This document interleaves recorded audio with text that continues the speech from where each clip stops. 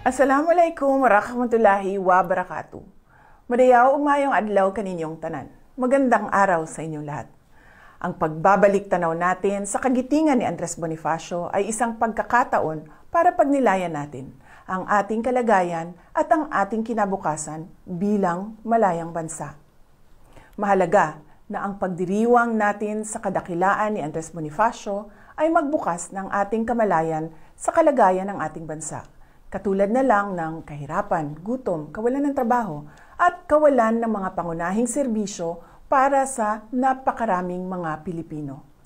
Ito rin ang isa sa mga nagbigay sa atin ng inspirasyon para magsumikap at maging tapat at tunay na mamamayang Pilipino.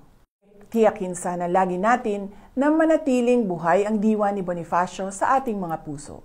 Ipalaganap natin ang mensahe ng kanyang kabayanihan sa isa't isa at sana ay maging apoy itong mag-alab para tayo ay maging mas matatag, matapang at naninindigan.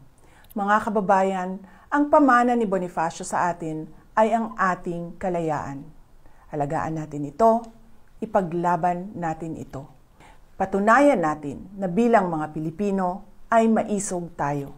Ang lahat ay para sa Diyos, sa bayan, at sa bawat pamilyang Pilipino. Syukran.